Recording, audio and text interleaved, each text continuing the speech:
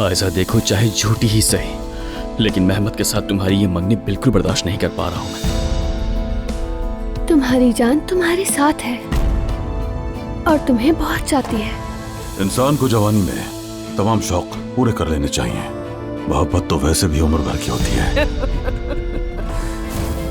मेरा ख्याल है कि इस साल बच्चों को शादी कर लेनी चाहिए। ज्यादा देर तक मंगनी रखना मुनासिब नहीं होता। इतना खुश मत हो, वो मंगनी टूट जाएगी, शादी वादी नहीं होगी। मेहमद और आयजा की शादी मुमकिन ही नहीं। मेरा तो दम घुट रहा है यास्मीन। अम्मी, हमीद साहब सब शादी के पीछे पड़े हैं। आयजा मेहमद से अलग हो गए तो बाबा को मेहमद से भी ज्यादा सदमा पहुंचेगा। वो अलग हो जाएंगे ओजान, और कोई रास्ता नहीं है। मैंने सारी बातें सुन ली तुम दोनों की। क्या मतलब अम्मी?